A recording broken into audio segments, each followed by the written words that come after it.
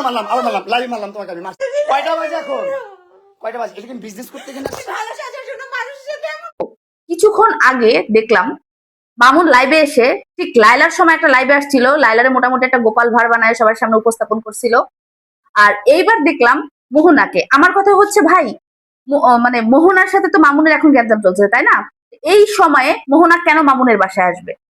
আর বাসায় এসে ওরা যথারীতি মারামারি করতেছে। মানে মামুন লাইভে একটা মেয়ের গায়ে হাত দিচ্ছে, হোক তার বউ। ভাই মামুন কি এমন হয়ে গেছে? দেশের আইন কোথায়? এগুলা কি তারা দেখে না? মামুন কি এমন হয়ে গেছে যে একটা মহিলাকে সে ওপেন লাইভের ভিতর মারবে, বলছে আমি তোর লাইভে মারলাম, আমি তোর লাইভে মারলাম। যা, এগুলা ঠিক না।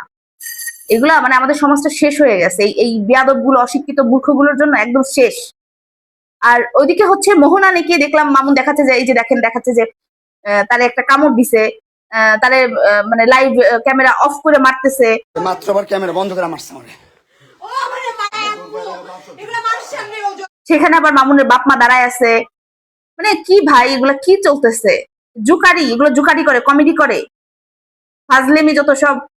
আর মোহনার কেন হচ্ছে এই রাত্রেবেলা আবার হচ্ছে ফ্যানের সাথে একটা মানে শাড়ি বা অন্য টাইপের কিছু একটা ঝুলায় রাখছে, বলতেছে আমার মৃত্যুর জন্য আমি দায়ী। নাটক করিস ভাই, এগুলা বন্ধ কর, এগুলা বন্ধ কর। মানে জঘন্য হয়ে গেছে ব্যাপারগুলো, জঘন্য হয়ে গেছে। জনগণ নিতে পারতেছে না তোকে।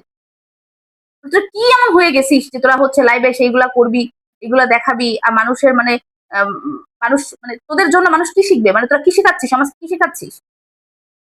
তুই লাইভে তোর বউরে ওপেন মারতেছিস আর তুই বীরপুর সাজতেছিস। আবার মারছি, যাও। আমি মারছি, লাইভ মারছি, আমি খারাপ। আর মোহনা হচ্ছে এই বাসায় মার খাইতে আসছে, মামুনের বাসায় মার খাইতে আসছে। আবার হচ্ছে মামুন ফ্যানে দড়ি ঝুলায় সবাইকে ভয় দিচ্ছে। এগুলো কি ভাই?